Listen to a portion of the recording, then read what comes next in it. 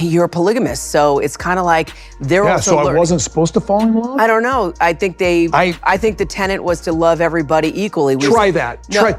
Friends, it's me, Mirab, and welcome back to Starspill USA. For decades, one man held the reins. He made the rules. He was the patriarch, the self-proclaimed king of his castle, the man who decided every move, every pound, every dream.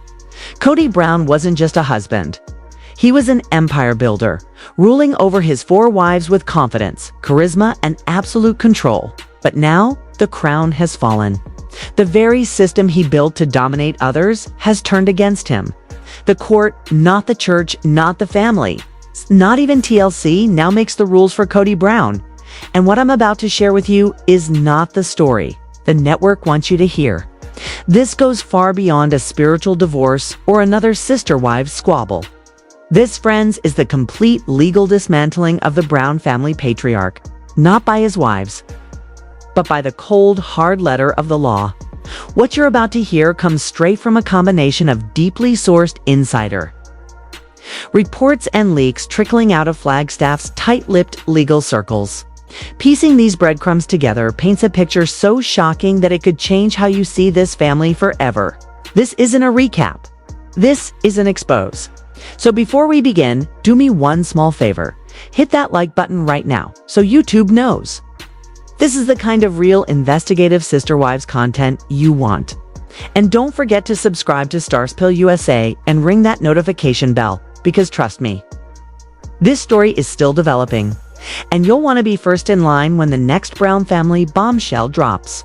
For years, we've all watched the slow-motion implosion of the Brown family, Christine walking away first, Janelle following, and finally, Mary bowing out after decades of loyalty. We've seen the arguments, the manipulation, the endless financial chaos. We've watched the family pot, once meant for all, shrink until it became the private fund for just 2 people. Kody and Robyn, fans have asked for years, what happened to the money? What about Coyote Pass? How could 3 women who gave their lives and their income to this man simply walk away with empty hands? TLC's version is sanitized. They tell us it's spiritual separations, that financial matters are being handled privately. But what if that's not true? What if the situation became so toxic, so manipulative, and so financially unbalanced that Christine, Janelle, and Mary had to do the unthinkable?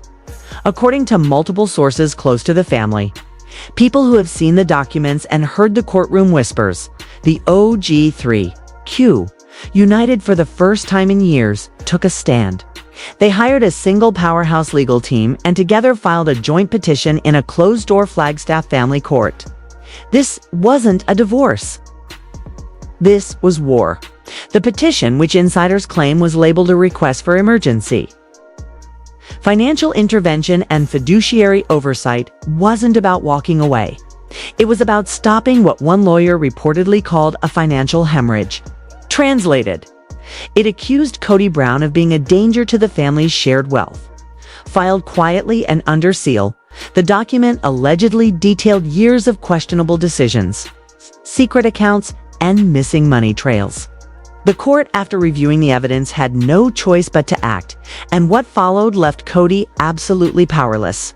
According to those familiar with the case, the judge imposed a set of restrictions so severe it's being described by one insider as a financial straitjacket. Kody Brown, the man who once dictated every wife's budget, is now on financial probation. This level of supervision isn't normal. It's typically reserved for individuals under investigation for fraud or bankruptcy.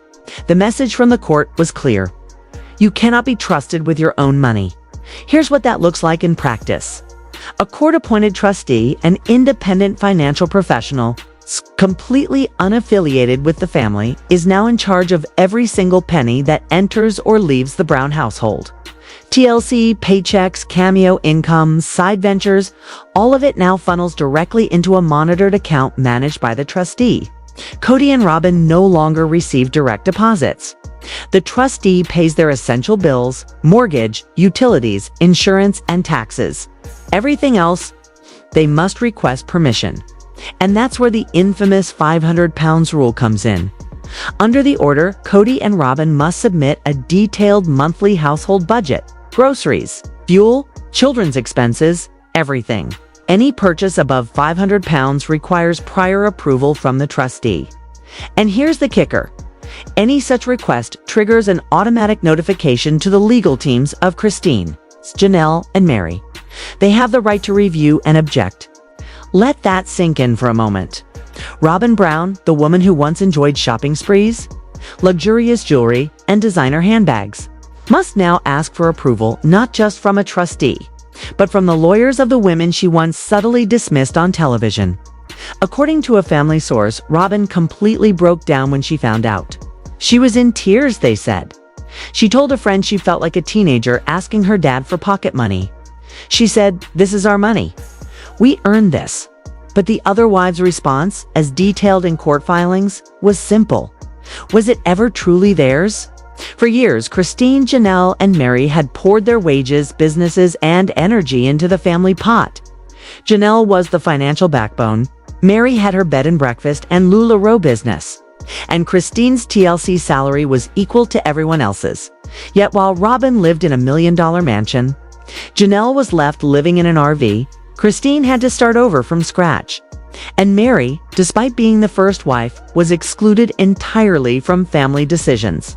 The petition reportedly outlined these imbalances in excruciating detail.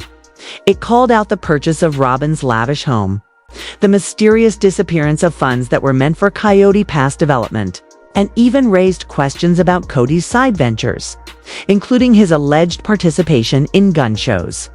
The argument was as clear as it was damning. Kody and Robyn had quietly diverted the family's collective earnings for their personal gain. Leaving the other wives financially vulnerable, the judge, by enforcing this strict financial order, essentially validated what the OG3 had feared all along, that without legal intervention, he would have been left with nothing. This isn't just about spending control. It's about exposure.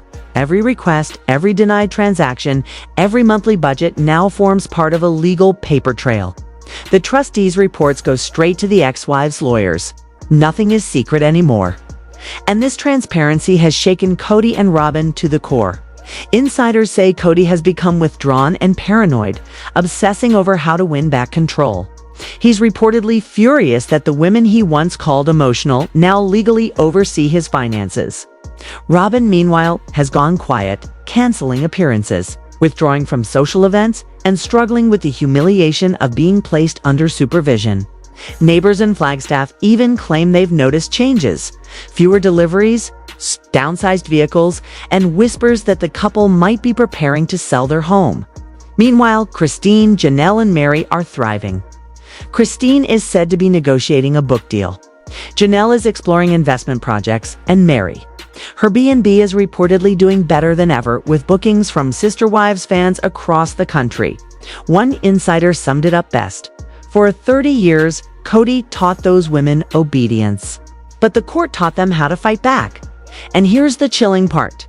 This isn't over. The court-ordered financial supervision is reportedly set to continue for at least 2 years, with the possibility of extension if Kody and Robyn fail to comply, if they breach any terms, hide assets, move money, or make unauthorized purchases. The trustee has the authority to freeze their accounts entirely. In the end, it's poetic justice. The man who once built an empire on control now lives under it. The patriarch who made the rules now lives by court order. The Brown Empire hasn't just fallen, it's been legally dismantled, piece by piece.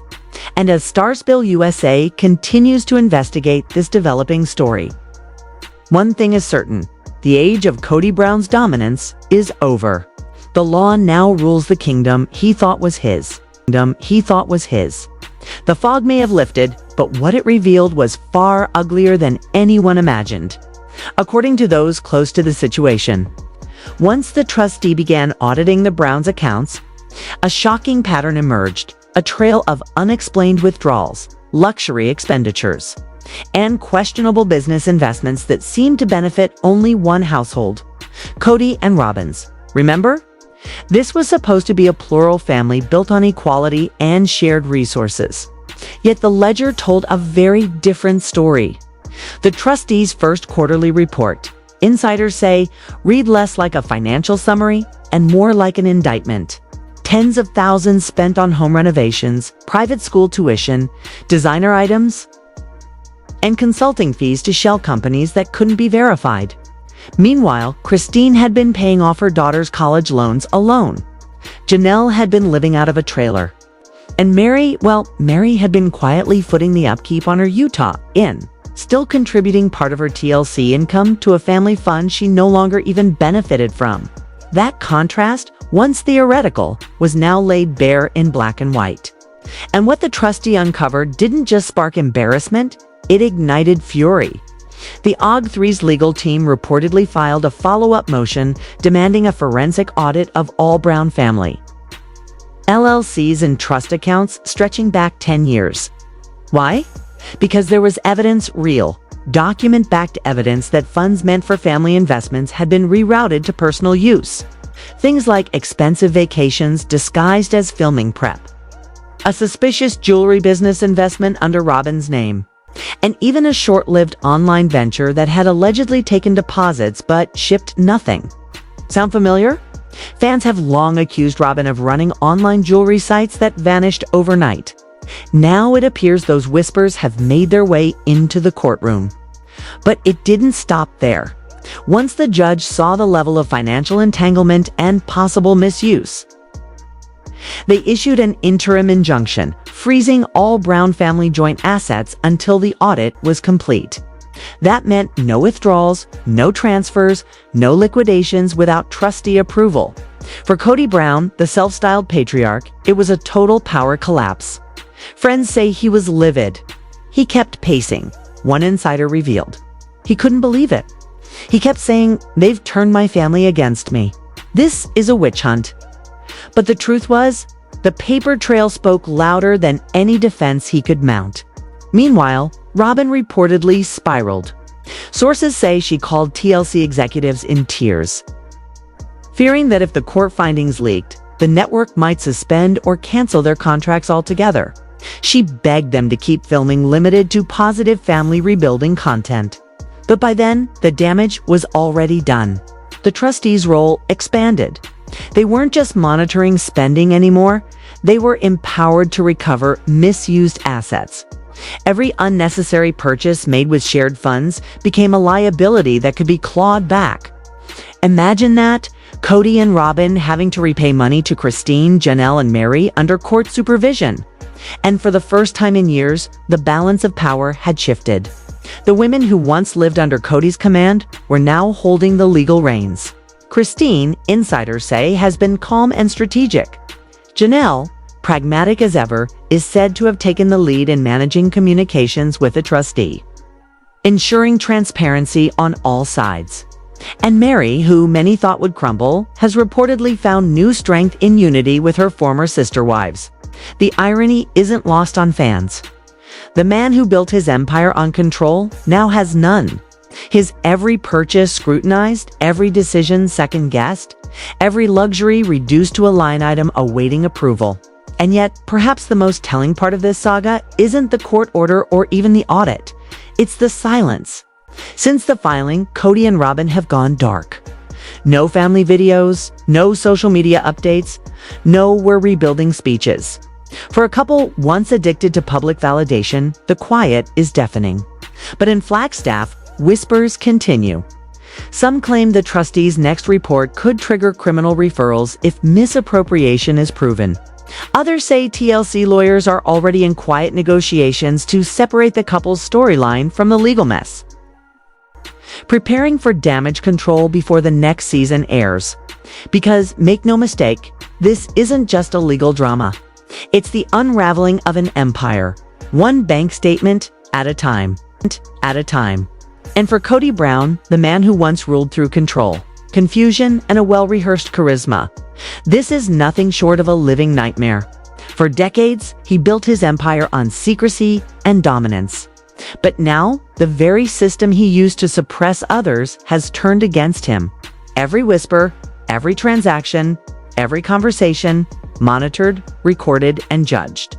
Yet, As suffocating as these new financial restrictions are, the next rule imposed by the court cut even deeper. Because it didn't just take away his money, it took away his voice. If cash was Kody's first weapon of power, manipulation was his second, and perhaps his sharpest. For 17 seasons, we've watched him wield words like a sword. We've seen him charm, intimidate, and gaslight all within the same conversation. He could turn a disagreement into a guilt trip, a question into a loyalty test, and the sister wife's doubt into betrayal. Remember those phone calls where his temper flared at Christine? The private porch talks where he lectured Janelle until she finally gave in? Or the quiet manipulations where he'd paint one wife as the problem to keep the others in line? Words were never just communication for Kody Brown, they were control. But now, according to insider reports, that power has been neutralized. The ex-wife's legal team made a bold argument.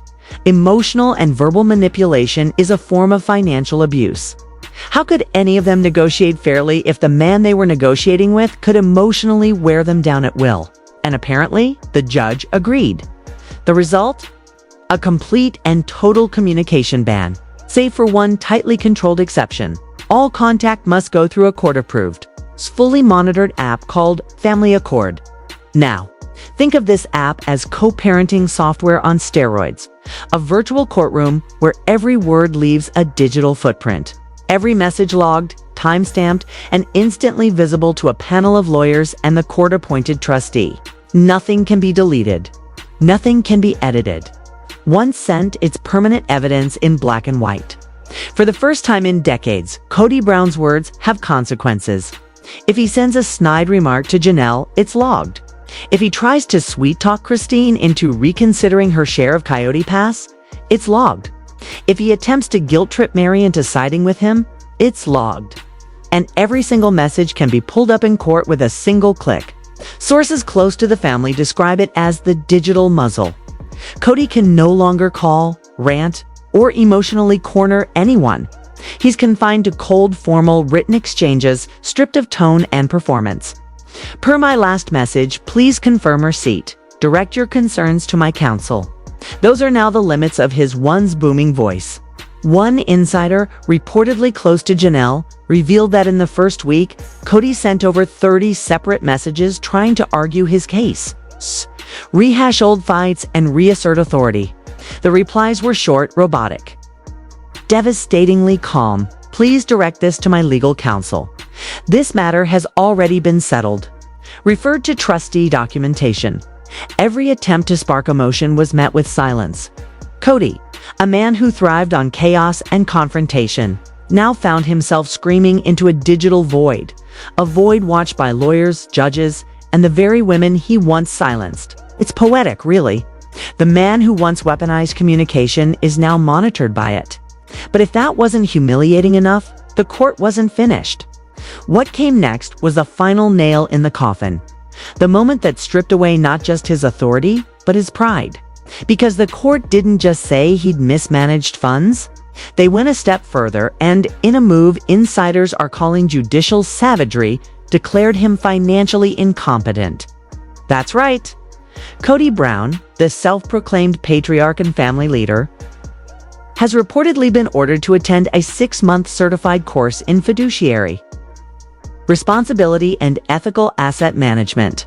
Let that sink in.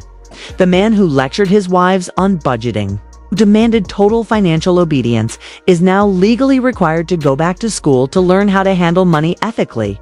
The irony is almost cinematic. This isn't some weekend budgeting class or self-help seminar. It's a course designed for professional financial managers, corporate officers, trustees, and investment advisors. People trusted to handle other people's money. And there sits Kody Brown, not as a leader, but as a student. A man stripped of authority, forced to take notes on conflict of interest and fiduciary ethics. He'll have to write essays on why it's morally wrong to use collective family funds to buy luxury handbags or $1,000,000 homes for one wife, while the others live in trailers. For someone with Kody's ego, this isn't just accountability, it's annihilation. Imagine the humiliation. Sitting in a virtual classroom surrounded by 20-something finance trainees. listening to lectures about honesty, fairness, and transparency, the very principles he spent years avoiding. And yes, according to one insider, the court has made completion of the course a condition for lifting his financial restrictions. Until he passes with full certification, the trustee remains in control. So, the man who once preached about leadership and divine authority is now doing homework on ethics. And in that, friends, lies the most powerful symbolism of all. For years, the sister wives saga has been about control. Who had it, who lost it, who dared to take it back. Now, for the first time, the control belongs to the women, backed not by emotion or rebellion, but by law. Christine, Janelle, and Mary have done what no one thought possible. They didn't just walk away, they rewrote the rules of the empire he built and Kody. He's left with a $500 spending limit, a monitored chat app, and a seat in a financial ethics classroom. The king of polygamy is now a student of accountability. A student of accountability. This isn't a punishment, it's a public reckoning. A deep, deliberate, and profoundly humiliating spectacle dressed up as legal accountability. This is the court looking a man dead in the eye, okay? A man who once declared himself the head of the household and saying you are unfit to lead. You are unqualified to manage even your own affairs. In one brutal ruling, the judge didn't just question Kody Brown's decisions. They dismantled his entire self-image. Imagine that. A man who strutted through 17 seasons proclaiming himself the protector, the provider, the patriarch. Now ordered to sit in a virtual classroom learning what every responsible adult already knows. And according to insider whispers, the details of this mandate are even more staggering than we first thought. First, Kody has to pay for this course himself, but not freely. The payment must come from his trustee-managed account. That means before a single penny leaves his hands, he has to request permission, submit justification, and wait for approval. Second, this isn't some online checkbox course he can sleepwalk through. Attendance is mandatory, monitored, and verified. His participation is tracked. Every login recorded. Every exam graded. Every group discussion observed.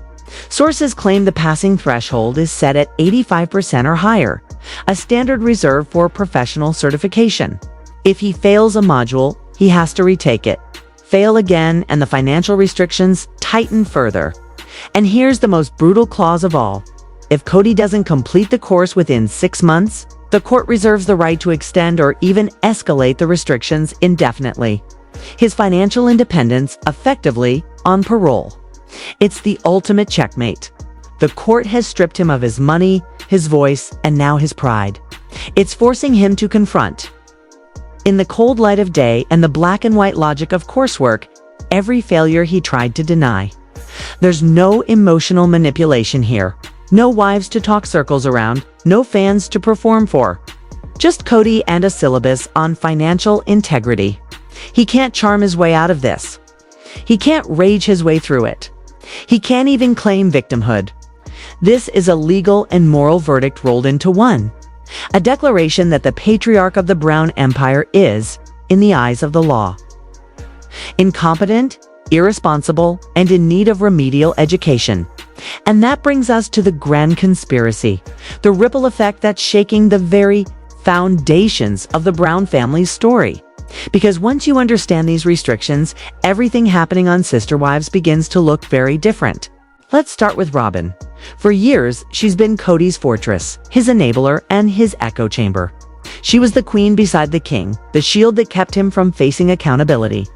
But with these new court-imposed rules, that fortress has crumbled. Her influence has been diluted. Every decision she once made in private now passes through the cold hands of a trustee. Her spending restricted. Her conversations monitored. Her control fractured. For the first time, Robyn isn't the co-pilot. She's the passenger. And insiders say the cracks are already showing. She's devastated, one source shared. She said she feels like a stranger in her own home. Every time she wants to make a purchase, there's paperwork. Every time she tries to talk strategy with Kody, there's an app watching. She's gone from queen of the castle to a salaried employee under supervision. It's no exaggeration to say this could be the greatest threat their marriage has ever faced, because their bond was built on shared control, shared secrecy. Now both are gone. And what about the OG3? Christine, Janelle, Mary? This isn't just a victory, it's vindication. Everything they suspected, every late-night whisper about missing funds, every tear over the unfairness of it all, validated, confirmed, and signed by a judge. They're not bitter ex-wives anymore. They're strategists who executed one of the most methodical legal maneuvers in reality TV history. And here's where it gets really fascinating, because when you trace the timeline, the entire thing starts to look deliberate.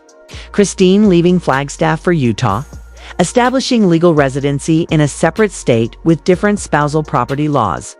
Janelle living in the RV, creating proof of independent finances and minimal shared assets. Mary focusing on her B&B, and LuLaRoe formalizing her business as a standalone entity. Step by step, they were building a wall separating themselves financially, legally, and emotionally from Kody's collapsing empire. It wasn't chaos, it was chess. And when the board was finally set, they made their move together as a unified legal front. Not out of emotion, but out of strategy. A move that turned a spiritual divorce into a corporate takeover. Now, the question everyone's asking is, if all this is true, why isn't it on the show? Simple. They can't. If these proceedings are sealed under a confidentiality order, everyone involved, Kody, Robyn, the OG3, even TLC producers, would be legally barred from discussing it. That explains everything. The vagueness, the sudden emotional detachment in the tellals, the awkward editing, the missing context. They aren't avoiding the truth, they're legally gagged by it. What we're watching now isn't reality. It's a controlled narrative, a shadow performance designed to fill airtime while the real drama unfolds behind closed courtroom doors. And that, friends, is the ultimate twist. The true story of Sister Wives isn't about Kody rebuilding. It's about Kody being restructured, his finances controlled, his communication monitored, his pride dismantled, his very identity under guardianship. Christine, Janelle, and Mary didn't just leave the family. They seized the family system and turned it inside out, legally, quietly, and irreversibly.